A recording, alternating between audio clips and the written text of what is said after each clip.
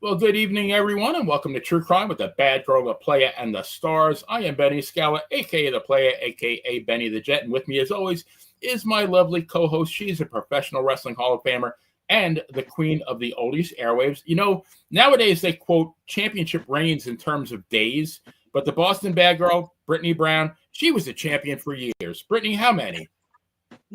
13. Now, that's a champion. You know, now Josephine McGillicuddy's been champion 109 days. Who gives a crap? I mean, 13 years. I know, right? That's a champion. All right. Next is the Prince of Pedicures and the Count of Carnivals, Mr. Dangerous Dave Starr. Or should we say Uncle Dave? Dave, how are you, my friend? I couldn't be better on this Monday. Could not be better. I hope everyone had a great weekend. We got a great podcast tonight for all the true crime podcasts, and we got an update on Michael Proctor. And as usual, I swear to tell the truth, the whole truth, and nothing but the truth. So help me. Amen. All right. Well, before we get into anything here, I know, like you asked me last week about my Pantene and my yes, your hair products. Yes, my hair care products. And the hair care is doing very well, but I think I'm lacking a bit in the cologne area. So I know Mrs. P and I think P 2.0 are here. And I wanted to get their opinions, as well as yours, Brittany, and Dave's, on I'm thinking of experimenting and creating a certain scent, and it would be called Broccoli Rob. And I really, I would say for the Italians, but for anybody out there, Mrs. P, or Chris DiCarlo, another Italian. We got Italians in the chat room. What do you think? Do you think a Broccoli Rob cologne would attract the females? I'd like to hear what Mrs. P says about that one. Yes. Yep. We put her on notice before the show that we'd be needing her. So, Mrs. P, what say you? Broccoli Rob cologne, yay or nay? See, garlic with spices. That looks pretty enticing. 2.0 says no. She 2.0 healed it. Don't do it. All right, that's one negative. Don't do it. Yeah, don't do it. All right. We have to wait for Ma. All right. Well, in the meantime, for those of you in Radio Land, thanks for listening on Want Radio. They got what you want. We are also available on Apple Podcasts, Podbean, Spotify, Amazon Music, iHeartRadio, Player FM, Podchaser, and Boomplay. And for those of you watching for the first time, please like and subscribe. But first, we have a word from our sponsor, if I can find him. And there he is. True Crime with the Bad Girl, the Playa, and the Stars is brought to you by the Burbrower Law Firm. Folks, if you've been injured in a car accident, please reach out to our good friend Adam Burbrower at the Burbrower Law Firm. Adam and his crew do things the right way with great results. Not only is Adam a great attorney, but the dude has framed pictures of Ernie the Cat Lad, the unpredictable Johnny Rods, and our very own Boston Bad Girl in his office. How cool is that? If you see Adam at the community pool trying to nail that elusive triple Lindy, you'll notice superstar Billy Graham tattooed on his back and Bret the Hitman Hart tattooed on his chest. This guy is not only the man of the hour, the man with the legal power, too sweet to be sour, he is also the excellence of elocution. Besides being a great guy, Adam is a true crime aficionado and an avid WWF historian. Who else can get you a great settlement while breaking down Mario Mancini's greatest matches? Well, that one's a quickie. Check out Adam at burbrowerlaw.com and follow him on Facebook. And don't forget to tell him that the Bad Girl, the Playa, and the Stars sent you. Well, I got to tell you guys, I'm quite disappointed because here is Mrs. P. Oh, Yeah. So, Well, all right. Well, she's that got a mixes that one. I have some more ideas, Mrs. P. I will be back next week with another idea. So, but definitely knowing the broccoli Rob. I'm kind of disappointed, but you know what? I'll suck it up and I'll come up with something else. How many times did Thomas Edison fail when he tried to invent the light bulb? right. I think I'm only on number 1, so Yeah. I can take it. yeah, All right, exactly. guys. So now we get to the hang on a minute. Hang on. So I'm getting word from the production truck. That's why I'm wearing these. I was waiting for this. Okay, so it's official. Folks, everyone out there, I've just received word that negotiations have concluded with our new sponsor, and I have to thank both Brittany and Dave on this one. This was definitely a team effort. So here we go, the world premiere. True Crime with the Bad Girl, the Playa, and the Stars is brought to you by Uncle Dave's Sausage. Are you hungry? Hungry for something thick, juicy, and just a little bit naughty? Introducing Uncle Dave's Sausage, the only meat that knows exactly how to fill your buns. Whether you like it spicy, smoky, or just plain stuffed to the brim, Uncle Dave's got the girth, the girth of flavor you crave. Morning, evening, a quick nibble at 3 a.m. No shame, baby. Uncle Dave's Sausage is served 24/7 at the carnival, where the rides aren't the only things that go up and down. You might have been into fitness, but once you've had the Uncle Dave's experience, the only thing on your mind will be fitting this sausage in your mouth. Slide it between 2 warm buns, slather it in mayo, or give it a good squirt of mustard if you're feeling frisky. Don't be shy. You know you want it. Everyone's lining up to take a bite. Even Grandma said it was the best thing to ever slap her in the mouth because nothing slaps you in the mouth quite as hard as Uncle Dave's Sausage. So, folks, in the heat of the night or the light of the day, when your cravings for meat just won't go away, don't settle for slim or some flimsy old link. Get Uncle Dave's Sausage. It's thicker than you think. Available now only at the carnival. Bring a friend or two. Uncle Dave's Sausage, the sausage you can't say no to. Well, Dave, I'm so sorry. I forgot to compliment you on that beautiful blue boa that you're wearing. Well, listen, I just gotta say, you won't go wrong with Uncle Dave's Sausage at the carnival. It's bursting with flavor. It's a new addition to the carnival. You can get it with cheese or without cheese, but don't miss out on it. It's a sausage of a lifetime. Yeah, I mean, you'll never regret getting one, right? You might regret not getting one. It's always the same. I've never had a complaint yet. Never had a complaint yet. No one's ever brought the sausage back and said, "Hey, it's not up to our liking." You know, I don't even think, Dave, you would need a customer service department because there won't be any complaints, right? I answer all. If there's any complaints, good or bad, I answer them all. They come right to me. Come right to the man, the sausage man. Brittany, what do you think? You think it's a winner? I definitely think it's a winner. I think it's a 5 stars. If we're going 0 to 5, 5 stars is the winner. Yeah, I don't know. Uncle Dave's Sausage. The only thing I'm worried about is there'll be such a demand for Dave's Sausage that we won't see him on the show anymore. They'll be too busy doling it out. My sausage is devoted. My sausage don't turn its back on anybody. My sausage. So you'll give us this 1 hour, and then the other 67 hours in the week you'll allocate to the sausage, right? You got to give the people what they want. That's what it's all about. That's what the carnival motto is: give the people what they want. Give the sausage to the people. Now, what is That's it. 3,000. All right. Well, no, I 2.0. I'm telling you, I already have an idea for next week. I'm going to start working on it after the show. I don't think you and Mom are going to be able to say no to this one. Oh, okay. But I guess we'll see, right? We'll see.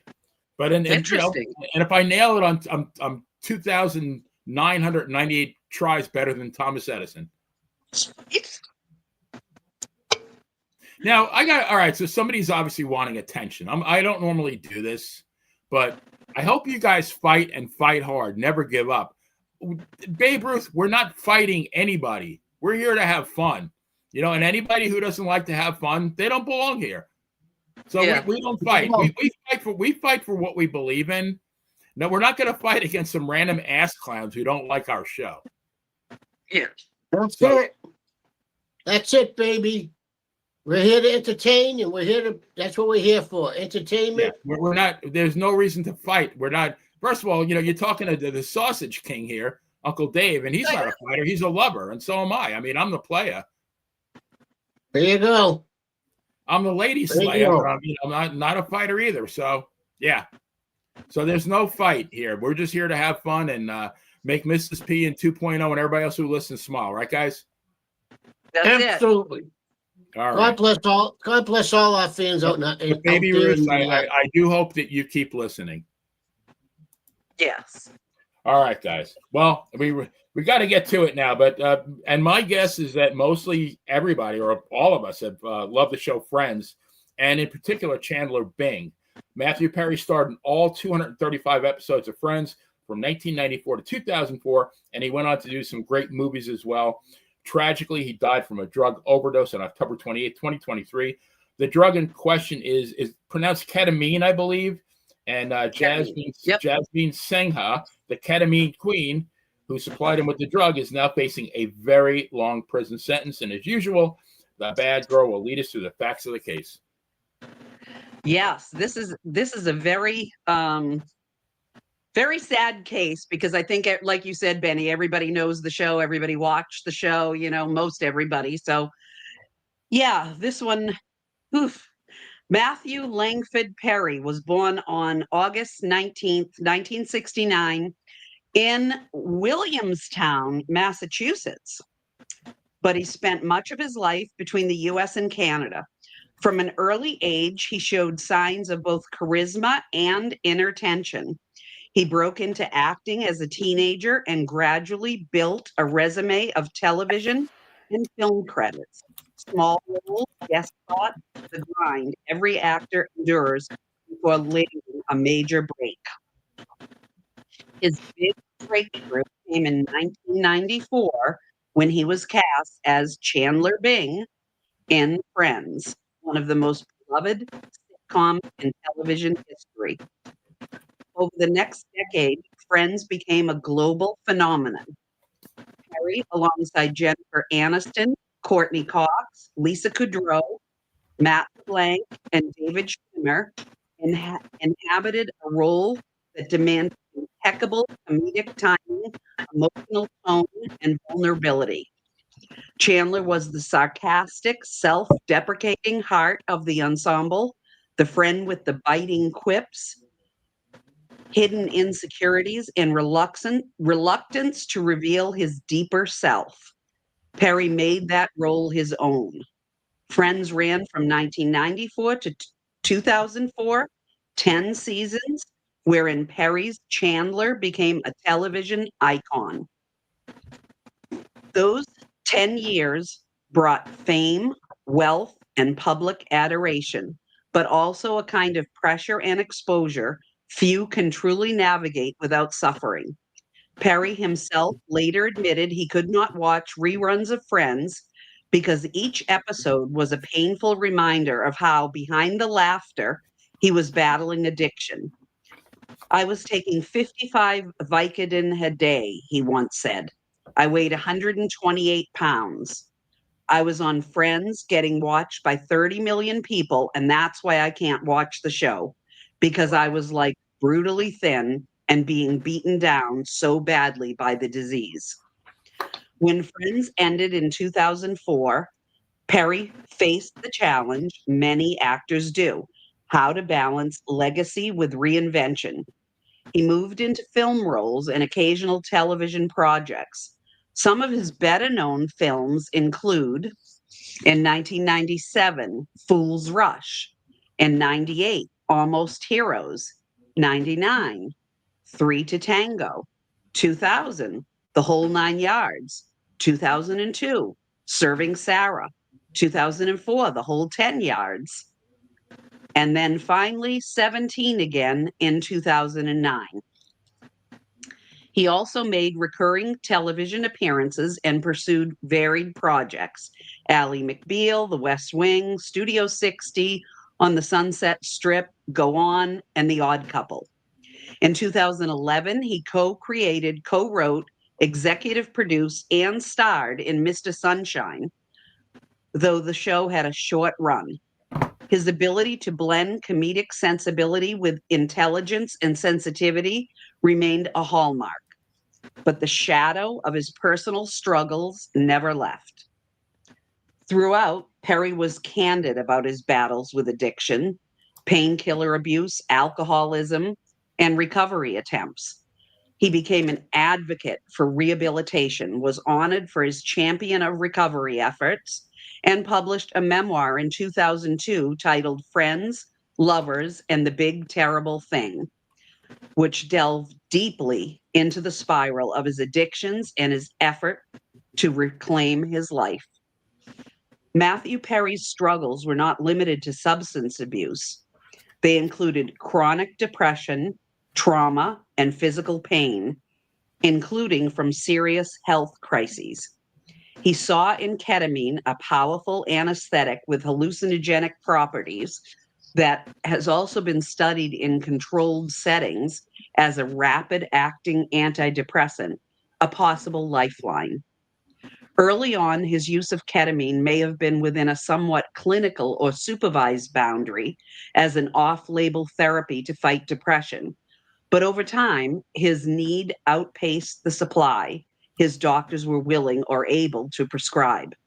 According to prosecutors in the subsequent criminal case, Perry sought more ketamine than his doctor would give him, and in mid-2023 turned to illicit sources.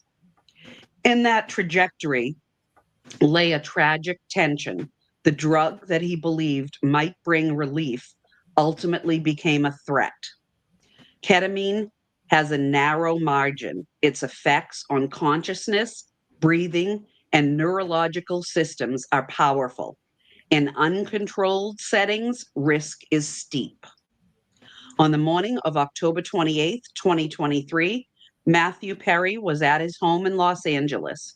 That day, he would receive at least 3 injections of ketamine delivered by an individual close to him, his longtime personal assistant, Kenneth Iwamasa, sometimes spelled Iwamasa, M-A-S-S-A, in reports. These injections used vials of ketamine supplied through a chain of dealers. One of the key suppliers was Jasveen Sangha. Oh, she's pretty. A woman prosecutors came to call the ketamine queen.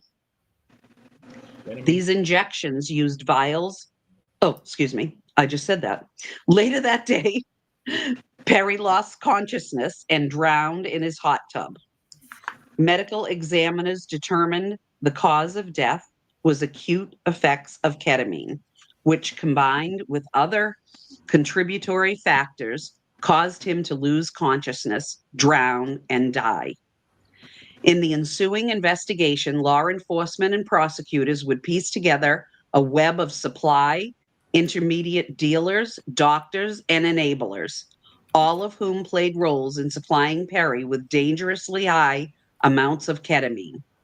His passing was met with shock and mourning across the entertainment world. Friends, co-creators, casts, and fans grieved the loss of a man who had brought so much laughter even as he was battling inner darkness. In the months after Perry's death, federal prosecutors built a case involving 5 defendants, 2 doctors, an intermediary, Perry's assistant, and Jasveen Sangha. Sangha was accused of operating a stash house in North Hollywood, where she stored, packaged, and distributed illicit drugs, including ketamine. Prosecutors allege she had sold Perry at least 51 vials of ketamine via intermediaries, and in the fatal moment, Iwamasa used vials she had supplied. Her original indictment charged multiple counts: conspiracy to distribute ketamine, maintaining a drug-involved premises, possession with intent to distribute methamphetamine, distribution of ketamine, and distributing ketamine resulting in death. By August 2025, Sangha became the last of the 5 to enter a guilty plea, admitting to 5 felony counts: 3 counts of distribution of ketamine, 1 count of maintaining a drug-involved premise, and 1 count of distribution of ketamine resulting in death or serious bodily injury. In her plea, she acknowledged that she knew the vials she sold were heading toward Perry and accepted responsibility for her role.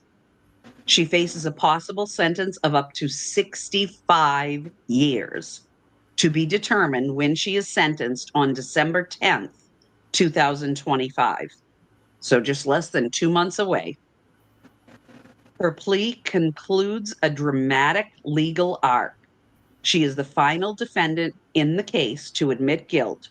Her co-defendants, including the 2 doctors, one named Dr. Salvador Plasencia, another Dr. Mark Chavez, and Kenneth Iwasama, and intermediary Eric Fleming, had already pled guilty and cooperated with prosecutors. You know, that's a good name for a doctor. It almost sounds like placenta. Before I start my part, he spent literally like thousands and thousands of dollars on this stuff. And from what I understand, he'd pay like a couple of grand for a vial of this stuff that might have been worth $5. No. Yeah, he was. But the guy was worth, I think at the time of his death, he was worth about $150 million. It still was chump change to him. Wow. Yeah. Much money? Wow. Yeah. I'll be honest. The part that's a shame is that nobody, and we'll use Matthew Perry and Michael Jackson, amongst others, but as a example, like, doesn't fucking anybody like love these people enough to like march in their homes and just say, everybody get the fuck out of here, the gig's over, it's over, right. It's done, because if that was somebody that I loved, my brother, my daughter, I would say, if I loved them, I'm marching in the house and the gig's over. If I have to come marching in with the SWAT team to get you the fuck out of there, that's what I'm going to do. Yeah, but that's what I don't understand. Is like nobody tries to save these people. Well, I'll talk more about it later. This was a very, very long-term problem, and it really goes to show you that the guy, if you're worth $150 million, it still doesn't buy the guy happiness, right? It bought everybody around him happiness, but not him. I'd rather be broke with my my beautiful hair here, or Dave. Dave's not rolling in the bucks, but look at that hat, and he's got the boa, and he's got the feet, and now he's got the sausage. Geez. I got it all together, brother. I don't need no drugs. You got all the things that matter in life, right? I got it all, brother. The sausage, the toes, 2 beautiful kids that are healthy, 2 grandkids that are healthy, a family I love. Great granddogs. Dogs. Life is good for me right now. That's why I look over my shoulder and see if the devil's coming, because every time something's good. I don't know, but I hope you're ready for this run on your sausage, though, because there's plenty of sausages available. Plenty. I'm all set. I'm all set for the surge. What he looks like next week. He might be a little bit worse for the wear. Yeah. I got enough for the surge. All right, we'll see. All right, so according to the Department of Justice press release, Sangha's role was central. She and Fleming sold 55 vials of ketamine to a go-between dealer, which is Fleming, who then sold them to Perry via his assistant, Iwamasa. In legal documents, she admitted to operating her home as a stash house and distributing to Perry, knowing the use and risks. Investigations also indicate that she had sold ketamine in 2019, which may have caused another fatal overdose, part of the broader scope prosecutors used to paint a pattern of dangerous behavior. A few details stand out starkly in the court filings. On the day of Perry's death, Sangha messaged Fleming instructing him to delete all of our messages. That's a red flag of guilt. After news of Perry's death, she attempted to distance herself. She updated her app settings to auto-delete signal messages and reportedly directed associates to erase correspondence. Prosecutors alleged she referred to her product as unmarked but amazing and marketed her distribution network to celebrities and high-end clients. Her home was raided in March of 2024, with authorities seizing a large cache of ketamine, methamphetamine, other controlled substances, ledgers, scales, and paraphernalia. In short, prosecutors characterized Sangha as someone who prioritized profit over the well-being of her clients, a supplier to a vulnerable man whose access to illicit drugs contributed directly to his demise. Matthew Perry's life was never a simple narrative of fame and success. At every turn, his brilliance was shadowed by pain, and his struggles with addiction and mental health were deeply entangled with his public persona. The double bind of therapeutic and illicit use. Perry's journey with ketamine is especially tragic because, in principle, ketamine, which, when used under controlled medical conditions, can offer relief for treatment-resistant depression. But when diverted into illicit channels without oversight, the margin for error collapses. In his case, access through dealers bypassed medical precautions, dosage control, monitoring, and safety backup. The role of enablers, professionals, and networks. The case against Sangha and her co-defendants underscores that addiction is rarely a two-actor story, and that's what Dave was referring to. In Perry's last weeks, doctors, dealers, assistants, intermediaries all participated in a chain that allowed dangerous dosages to release him. The fact that licensed medical professionals also pleaded guilty indicates a breakdown of duty and trust, the limits of will and fame. Fame does not inoculate someone from pain. In fact, being under constant public view intensifies hidden struggles. Perry's role as Chandler demanded a kind of emotional constant, quick wit, lightness, even as he battled private darkness. His inability to watch Friends reruns because each moment recalled his anguish reveals that the laughter masked often hid torment. Tragedy is human, not sensational. It is tempting to cast the story in the mold of celebrity rise and fall, sensationalizing the drug angle, but at the bottom, this is a human tragedy, a talented, vulnerable person trying to bear pain in the only way he could find. The consequences did not happen in a vacuum. When Matthew Perry died on October 28, 2023, age 54, the entertainment world lost a voice that moved millions, made them laugh, and rendered human the complexity beneath humor. He left behind friends, family, colleagues, and fans who continue to grapple with his absence. His case became not only a high-profile tragedy, but a legal battleground over the responsibilities of suppliers, doctors, and associates in cases where addiction and mental health intersect with illicit drug access. Sangha's guilty plea in 2025 is not a full answer, but is a step in accountability.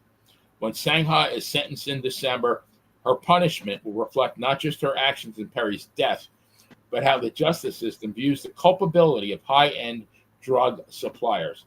She remains the final defendant to accept guilt, closing a chapter, though the pain of Perry's death cannot be erased. But Matthew Perry's legacy can be more than tragedy.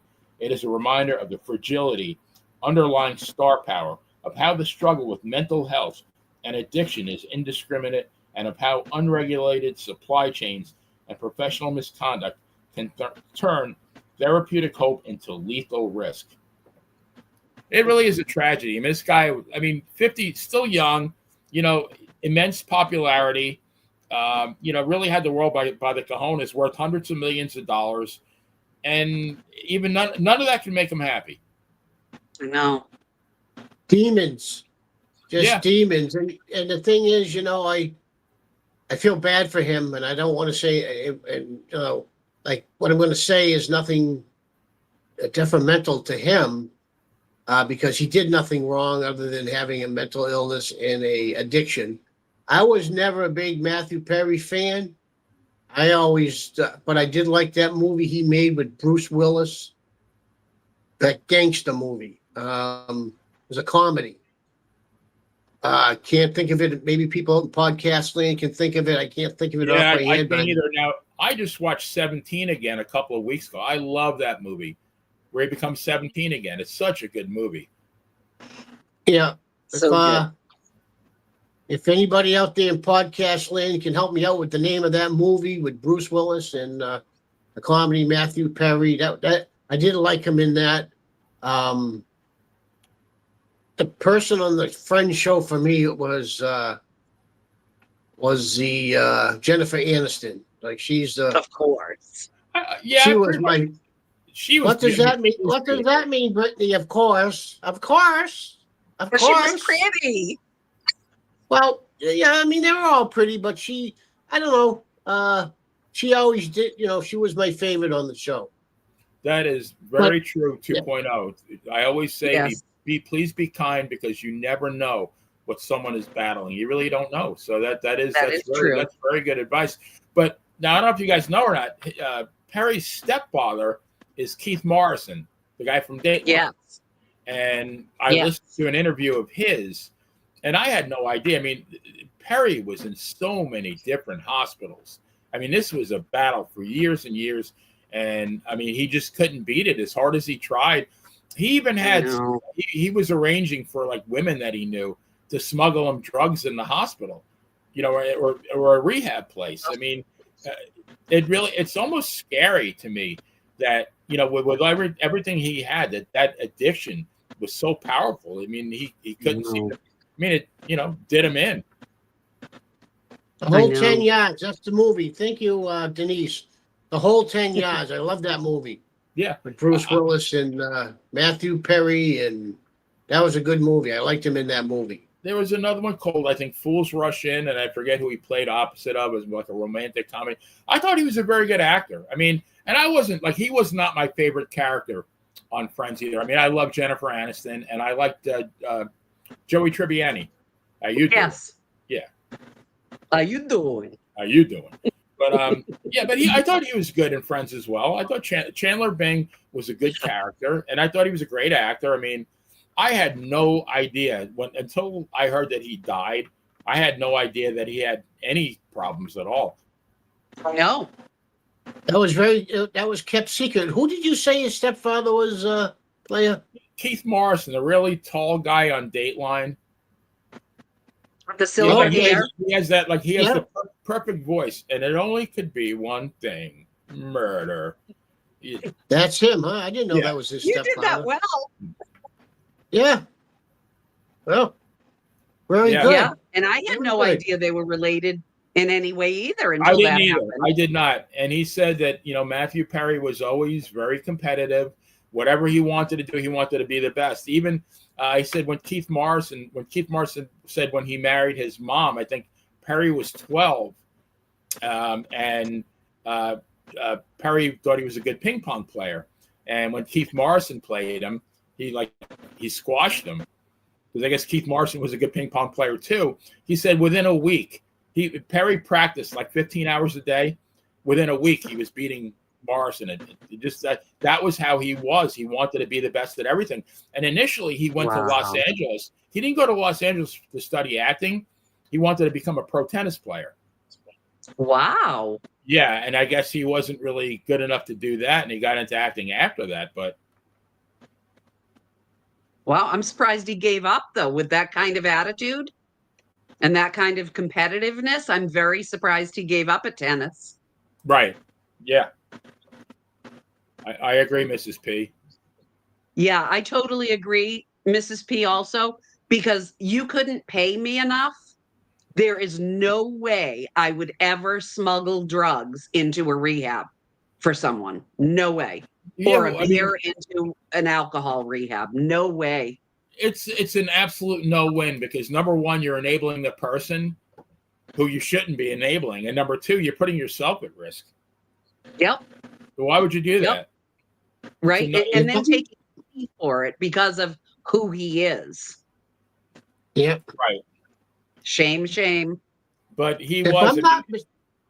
I'm not mistaken, and I could be wrong on this, but I believe one of the first actors that fought hard to start holding these drug dealers accountable was Carol O'Connor when his son OD'd. You can go research this because I love. Oh, I didn't know that.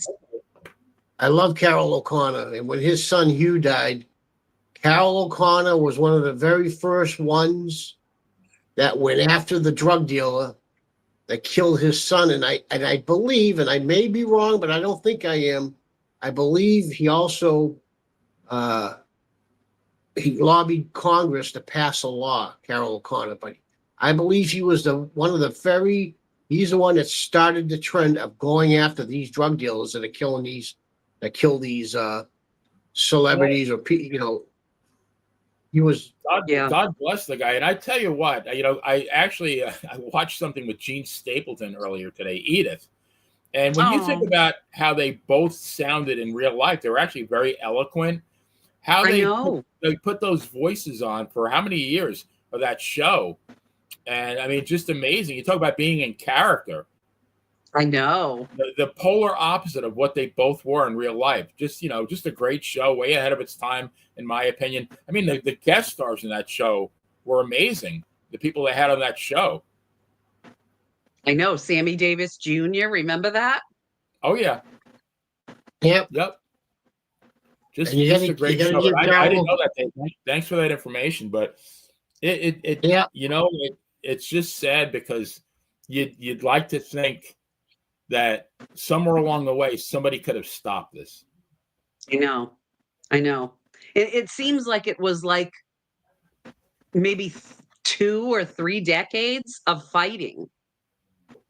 This guy trying to get off it and then just basically giving up and saying, oh, I got the money. I'll just pay people and I'll pay extra and I'll pay more. And, just getting anything he wants because of the money that he had. And anybody would do anything for him. And they know they'd get $2,000 for doing it, which is a shame. Because imagine paying $2,000 for something that's $5. But see, here's the problem I got. Going back to this Keith Morrison. Right. You talk about him. You talk about his mother. Where are these people to help this guy? Let me tell you something. If it was my daughter, I swear to God, I always tell her, swear to tell the truth, the whole truth, and nothing but the truth. I'm going to tell you something. If that was my 2 daughters or my granddaughter or my grandson, as Pedro Morales used to say, as long as I got air in my lungs, if I have to camp out at your house, if I have to bring the SWAT team to your house, if I have to, I don't care what I have to do to help you get off that drugs, and get rid of those people that are around you, I would do it until I was dead in my grave. I just don't understand where these people were. That's what baffles me. Yeah, no, that's hard to argue. I mean, obviously, you're an outstanding father and a great guy, and you have all the respect in the world for me for that. But it's true though. I mean, yeah, so what? They're all celebrities. You're not too busy to take care of your kid. I mean, I know. Exactly. I mean, I would have packed my bags and said, okay, you got a new roommate. When Terrible Tory was sick over the summer, I did the best. Me and my daughter, the genius, we tried to do the best we could to be in Connecticut and work at the same time. We were there all the time for it. That's what family's about. I was going to say that's the epitome of family. That's what family does. A good family, anyway. Right. Yeah. Right. So I just don't know, like Michael Jackson. Where is everybody? Where's your sisters? Where's your brothers? You got a doctor administering this stuff into your veins. He was actually on, what do you call that? They put in the veins there with the drip bag or whatever. That was pretty bad. Where are these people to help you? Right. That's where my thought process, because anybody can be anybody can be a drug addict, no matter what you take for a drug, which is unfortunate. But where are the people that are supposed to be loving you and supporting you? Where are these people? Yeah, I mean, if your own family doesn't have your back, who else is going to have it, right? That's why I I have so know. much respect for Carol O'Connor for what he did. I followed that case back in the early, back when Hugh OD'd. He went vigilante. He went after that drug dealer. Yep, And I remember it that. wasn't, and it wasn't easy. The cops don't want to get involved in that shit. But he did it, No. and he kept at it, and he brought him to justice. And I believe he was one of the few that started the trend of going after the drug addicts. Yeah, yeah, and he was devastated too when he did that first interview after his son passed away. Boy, you saw a very different person on television, and it was so sad to see how devastated this guy was. I mean, just amazing. Oh, I agree with Mrs. P. It's sad because, I mean, Thank you, why- Mrs. P. Thank you so much. Oh, I didn't mean to cut you off, Benny. Thank you so much. I appreciate that. I tried to be the best father to the best of my abilities, and being a father doesn't mean money and buying your kids everything they want. But sometimes it's just, being there when they're in tough times, right? trying to give them, advice. You know how it is, to lead them. And it's not all about money all the time. Just, No. anyways, I appreciate that. Thank you so much. I appreciate that. That means a lot to me. I'm a big Judge Judy fan. I don't think I've ever said that on here before because, even though she's nasty sometimes, she says a lot of things that are really profound and are really spot on. Like she was talking to somebody and they have kids and the person was saying, well, I have needs. And Judge Judy looked at her and says, let me tell you something. When you have a kid, their needs are number 1 through 11. Yours is like 12 and below. When you choose to have a child, you choose to, put yourself not even second, like, you put yourself 12th. Those kids are what matters.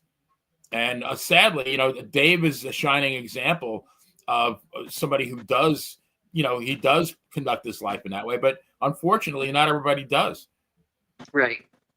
Hey, and you can't help everybody.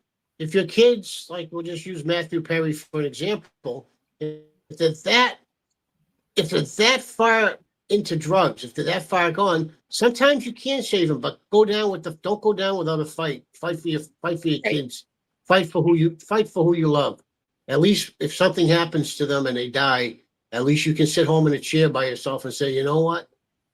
I was a decent person and I did the best I could. I did everything I could, as opposed to, saying, being at a bar, gulping down shots, saying, I really wish I would have done something. You don't ever want to be in that position. Exactly. Right. Absolutely. You want to fight the good fight. That's what a parent does. Yep. Yeah, and that's what a friend does. Not just a parent, but a friend. Right. Yes. Even a friend.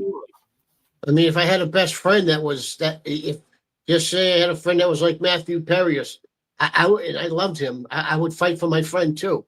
Well, and you have my pledge, and I think Brittany will chime in on this, that if things get too overwhelming at the carnival, and you're getting roughed up, we'll be right there for you. I appreciate that, because you know what? There's only 2 things in this world I have, and that's my word and my balls, and I don't break them for nobody. Right. Well, don't forget your feet, though. I mean, and my feet. Yes, my feet. I saw that video on Facebook. What was her name? Julia? Julia, yeah, that was my very first. Julia wanted more than your feet. That was my very first pedicure that I got. That was my very first one. All right. Yeah, Julia kept going up the leg there with the lotion. I'm like, okay, Julia, whatever. Yeah, yep. I'm up for anything. Uncle Dave. Yeah, maybe Julia will show up at the carnival. a little bit of smoked sausage there. Hey, maybe the next pedicure I get, I'll exchange Uncle Dave's sausage for a free pedicure. Maybe sausage, right? That's a good trade. I can barter. Is that what it's called? Bartering? Yeah, you can like, bartering. Yeah. yeah, like, yeah, a happy ending for a smoked sausage. That's a deal all day, right? You know, what you got to take care of my toes. I'm very, very, very. I take care of my feet and my toes. I always have. You know, I think if the genius was with us, she'd probably have the black screen right now because Yeah. she'd mute Yeah. herself. It's like wrestling when they had the red X, you know, after Blackjack Mullen gave somebody the claw hold. Right. Ours is a black screen. Well, here in the Northeast, when they used to have blood, Freddie Blassie would be biting somebody, and Vince Jr. would be going, "Oh no, it's bloody." They'd put the tape over it. Yep. They had the tape over it. Remember that, Brittany? They had the tape. Yes. That was the And best. then Those were the days. yeah. Miss those days. Miss it. I know. And then When it was real. here we were like sitting at home, at least I was like horrified, like, holy shit, the guy's bleeding. Yeah. Hey, I went out and Little bought a did we tape. know. I love wrestling so much. I went out and bought a tape recorder, and every Saturday when they did the interviews, I used to tape them. I had Oh my tons gosh. of. I used to tape them. I had tons of little tape cassette things. I used to tape them. I put the microphone so up to the TV and taped the 5 minutes they were plugging for in our area was the Boston Garden. Yeah. Who was your favorite interview? Oh, Blassie was awesome. Albano. Blassie Albano was awesome. I mean, Strongbow was terrible. I mean, he was just a shit. He was the shits as a talker. He was terrible. I mean, and let's face it. Let's put this out there. We might as well put it out there. Bruno was terrible. He was a terrible interview, but Bruno, it didn't matter. Bruno had his strong points. I mean, people love Bruno, but there was two things Bruno did not do well. I mean, I don't think his interviews were like tremendous, and he was the worst blader of all time. Oh yeah. The worst what? Blader. He couldn't juice himself. I mean, he was bad. Everybody said he was really bad at that. And he didn't have to be a good talker because everybody loved him. So he didn't have to be a good talker. Bruno he didn't have to say much, but really, now that you mention it, really, when I think of things that I missed from the old days of wrestling, one of the very first things on the top of my list is managers, because they added so much value. The Blassies, the Grand Wizards, the Albanos, the Mr. Fuji's, Heenan, all those guys. I'm going to tell you somebody else. Yeah, I'm going to tell you somebody else who's a great interview. Great guy, too. Great interview. I wrote with him twice. I was on a few shows with him with Walter. Was Johnny Valiant. Man, that guy. Oh, my God. Johnny Valiant was fantastic. What a talker that guy was. Sit in the car with him. Try to sit in the car with him and try to have a straight face. That guy, he was a great guy. Great, and who earned his keep in wrestling. He earned his keep. Yeah. He did stand-up comedy at some point, I believe. He did. Yep. Was it after he retired, right, Brittany? Yes. Yep. Where was that, Brittany? That guy was so funny. He had me rolling at a bar in Hanover one night. I mean, and I didn't even know him until that night. And let me tell you, I could not stop laughing. He was hysterical. I've heard he was very, very good. And even just like chatting with the guy, he was like almost like listening to, what's his name? Ronnie Dangerfield, just like funny nonstop. Yeah, that's what it was. We were just all out drinking. He wasn't performing there. We were just all out drinking. And he had us on the floor. And this was way before he ever thought about going into stand-up. Way before. Yeah. Yeah. I mean, he was as part of the Valiant Brothers, even though, I mean, that was a pretty good combination. Jimmy and Johnny, both really good talkers. Yep. They didn't really need a manager. I mean, in that case, I thought like a superstar Billy Graham, I don't think he really needed the Grand Wizard as much because, I mean, he had all the charisma and he was good on the mic. I mean, he did what he had to do. I mean, not that the Wizard was bad by any means, but some guys really needed, some of these heels, they needed the manager to pick up the slack. I don't think like Johnny Valiant and Jimmy Valiant, they didn't need a manager to do that for them. No. And just like Moolah, like the woman's champion. I mean, she could use the stick. She never needed a manager. She never had one, I don't think. Right. But she didn't need one because her interviews were great. Between her and Jesse the Body Ventura, those were my two favorite when I was growing up. So Yeah. they were just so sarcastic and, in sort of like a funny way, but they were very entertaining and very good at what they did. Right. Yeah. Yeah. I mean, like a Yeah. guy like Bobby Eaton, he always comes to mind. A guy who was like to me, one of the best wrestlers, like pure wrestlers that I've ever seen. But he couldn't talk on the mic at all. I mean, and a guy like that, you need to have a manager. Yeah. And I'm going back to the 70s when I'm talking about talkers. When I'm growing up, we could only get, the Northeast up here. So that's why Yep. I mean, there's a lot of great talkers, but I'm just bringing up in the Northeast because that's what I grew up on.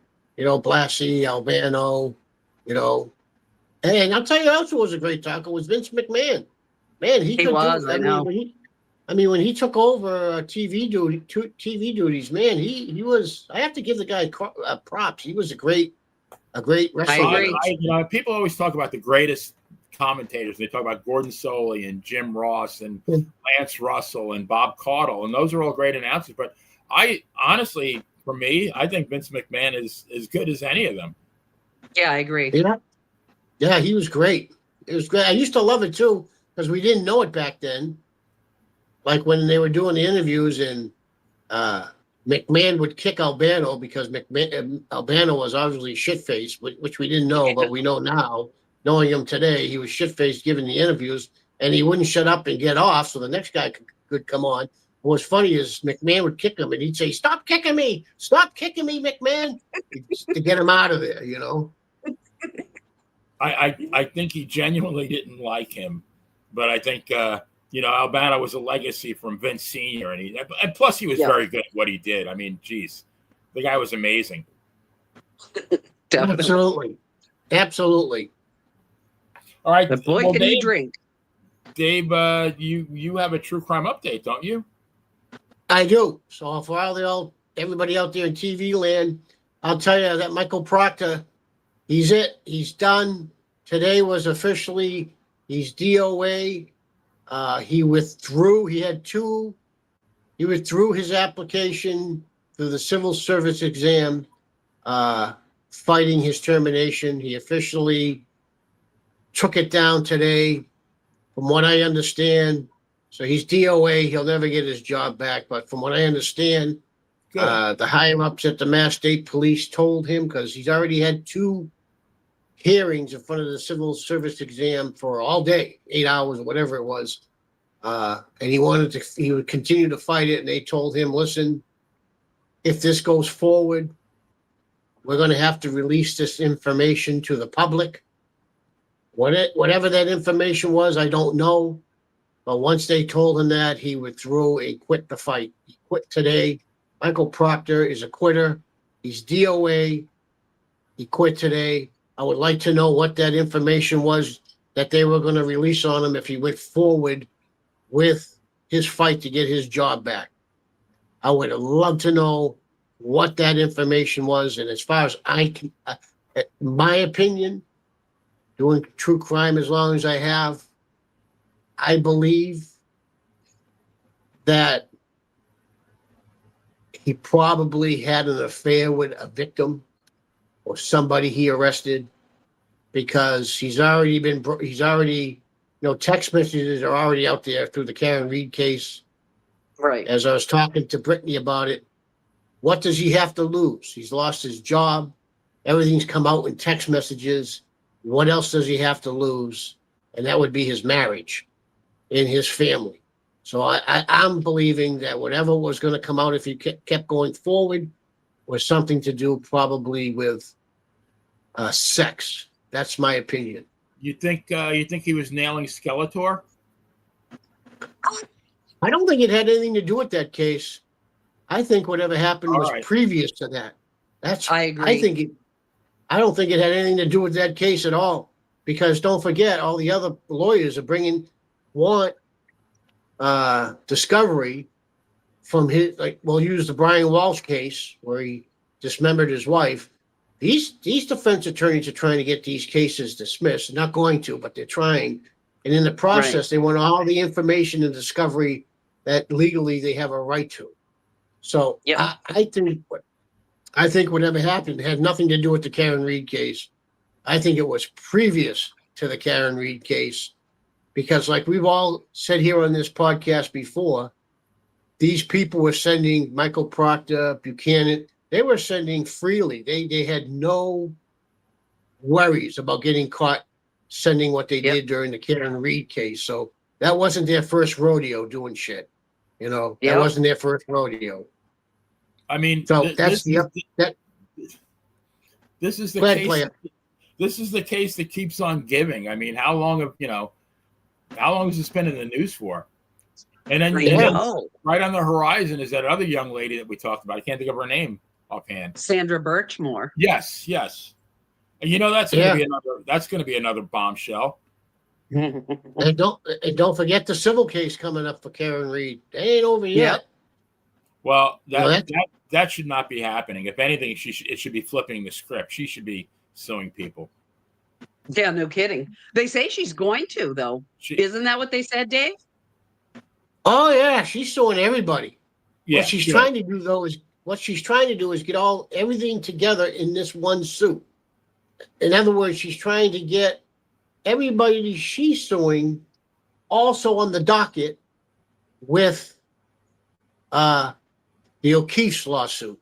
She wants it all together as one. Lovely. There's one docket number. Whether she gets her way, I don't know. They haven't. The judge hasn't ruled on it yet, but that's what she's trying to do.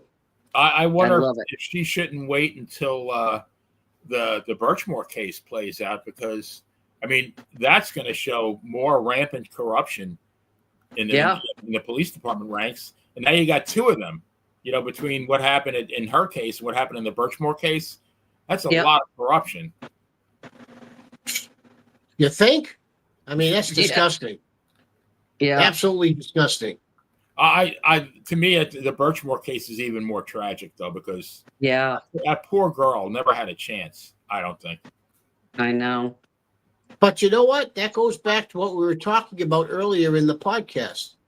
Why did they catch this guy, this cop? What's the only reason why they caught this cop? Because her aunt and her friends wouldn't let it go. They fought for her. That's why they caught this cop, Matthew Farwell. Right. Because they fought for her, because they loved her and wouldn't let it go, her aunt and her friends. And that's why Matthew... Where was the mom? Was the mom still around? I forgot. I think she passed away, if I'm not mistaken. Yeah, the mother passed away, so she had her aunt that was alive. Cousins, her aunt, some cousins that fought for her. And if it wasn't for the fact they fought for her, this guy wouldn't even be going to jail. It would have just been a suicide, and that's it. But they fought for her. Sad case, though, and I know that you can overcome adversity as far as a broken home, but here's another one. If she had an intact family unit, she never joins that Explorer Club, whatever it was, and this never happens. This happened because I think deep down she's seeking a father figure, and she found him. And unfortunately, the men that she thought she could trust the most were the dirtiest cops. Yep. Exactly. I feel bad for when you listen to her, the chief of police in Stoughton, when she's doing these interviews with Dateline and stuff, she's just sitting there. I mean, she's got to tell the information. She's got to, but she's so disgusted. She is. She's so disgusted. She is. And do you blame her? My God, I would be livid if I was their bosses. Oh my God. Yeah. Yeah, that's good to hear about Proctor, because you like to hear when bad people get bad news. Yeah. Yeah, well, that's going to be a bombshell because he gave up the fight today, so maybe it will still come out. Who knows? I hope so. I hope so. Yeah, I hope so too. Yeah, I hope so too. And of course, you'll hear it here first, right, Dave? Absolutely. I track that case. I track that case like I Spy, like Maxwell Smart. Yeah, There between you go. your duties as a roving reporter and now, the Sausage King, you're not gonna have a moment to sleep. Yeah, my days are pretty much filled up, but between that's the way it goes. Because one Well, day, I think a lot of people are going to be filled up in the near future. hey, the past, the future. It's been a lot of fillings, Yep, almost like a dentist. You're going to be giving out fillings. and there's no preservatives in Uncle Dave's sausage either. It's all natural. It's all natural. Yeah, it's good for you. There's no preservatives. Natural. Right. Yep. Just some good natural meat, right? I mean, absolutely. Yeah. Like I've said, no one's ever come back to want their money refunded. So no, That's it. no customer service. There's no application, no job openings for customer service in Uncle Dave's Sausage. They've only come back for child support. That's it. Right. I hear you. All right, guys. Well, want to thank everybody in the live chat. We had a great group. Mrs. P 2.0.